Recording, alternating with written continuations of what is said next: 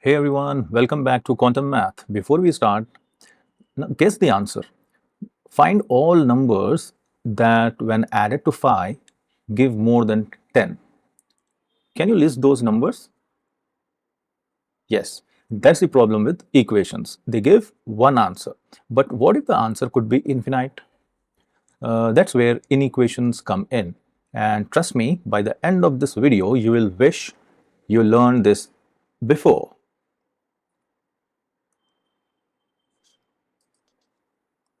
So, we will be discussing linear inequations and the solution sets which will be explained.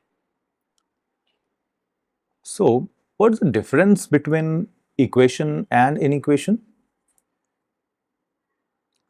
For example, x plus 5 equals 10. So, what will be the answer here? If you solve for x, what should be x here? Exactly, x will be 5. How many answers? How many solutions you have? Only one solution. Whereas if I write x is greater than 5, how many solutions you will have? You will have many, and I must say infinite number of solutions.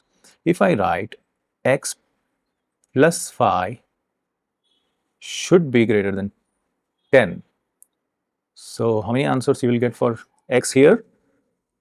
Infinite, definitely infinite number of answers. So what's the difference here? Difference is with inequations you will have many answers, that is infinite number of answers, whereas in equation you will get only one answer, one solution for your variable. Got it? Okay. So this is a very important thing here to understand today. Equations means one answer, inequation means many answers. Hope this is clear now. Okay. So we have, when you are talking about inequations, we have four symbols, very important symbols. What are those symbols? First of all, you have this, that is greater than, this one less than, then you have greater than or equal to, greater than or equal to, then you have less than or equal to. So these are the four equations you will be having in this chapter named as inequations. So whenever you see these four symbols, it should be understood that you are solving for infinite number of answers, or at least not one, more than one answer will be there if you are dealing with these symbols. Got it? So if you want to remember, if some few of the students having challenges in remembering these symbols, remember the mouth always opens at a bigger size. Okay, so if it is here, it means this is a bigger figure. If it is here, the mouth is always, the crocodile mouth is always towards the bigger prey. Got it? It doesn't like a smaller prey, it always likes a bigger prey. That's why the mouth of a crocodile should be always towards a bigger number. Hope this would have helped you in remembering. Got it? Okay. So one common mistake that students make is they mix up the symbols. Okay, so never ever mix the symbols, because it's very important that you should know which symbol is required at what point of time. Okay, so for this we are having solution sets to know which symbol designates what answer. You should have solution sets. Okay, so now here's where it is getting excited. When we solve x plus 5 is less than 12, we don't get x equals 7, right?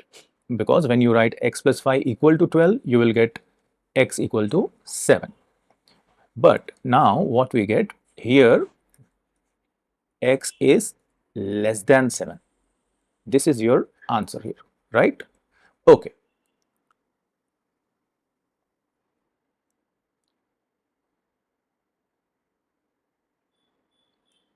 So how to denote this? How to write in a solution set x is less than 7.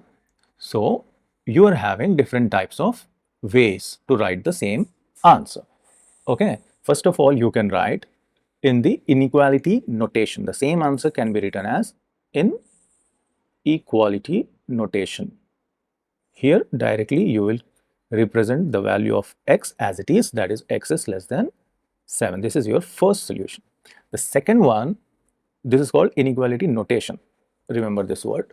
Then we have interval notation. Then you have interval notation. Sorry for the handwriting.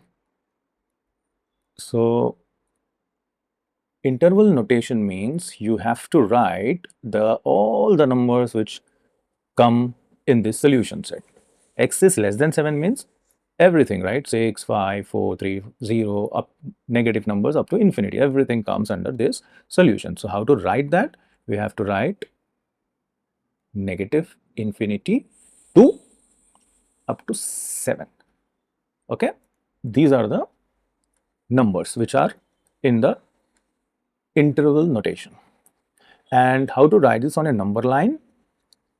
On the number line, we write it like,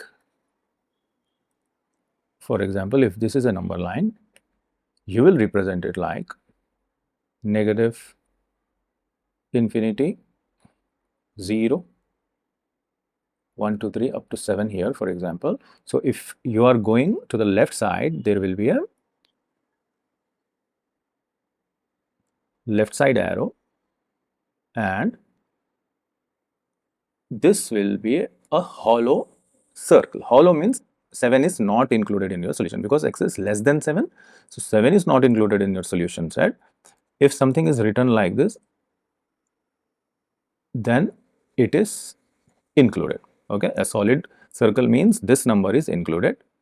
A hollow circle means this number is not included. The whatever comes before that number, everything else is included in the solution set. Got it? Okay. Moving to the next thing, I will give you few real world examples today. Okay.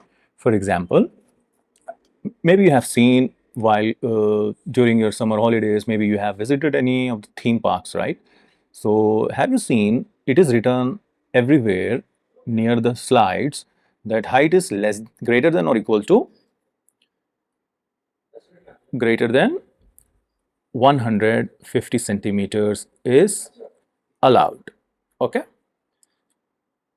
Children below 150 centimeter will not be allowed. If somebody is more than 150 centimeter, they will allow to take the ride. Okay. So this is somewhere it is used, and then we have age.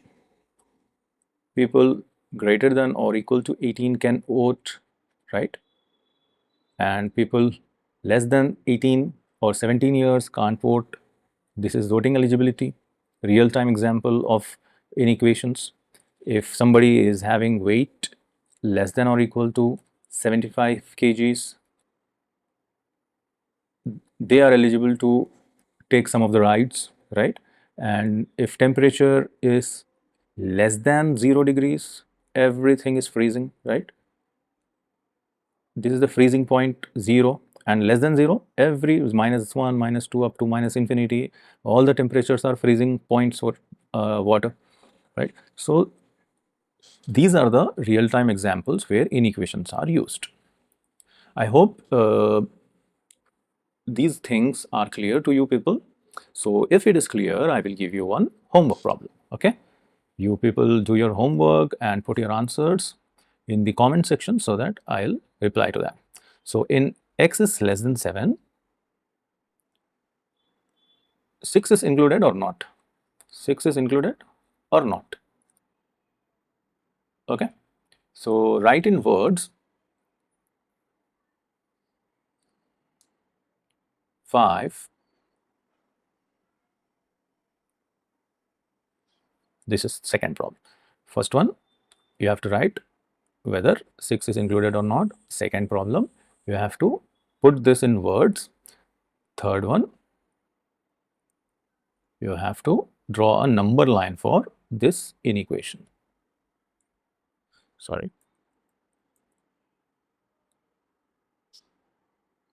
Okay, a number line for this equation. So, drop your answers in the comments. I read every single one, and if you get stuck, ask. I'll be providing you help. Got it? Okay, now you understand what inequations are. So, next video we will solve them, and that's where the real magic happens.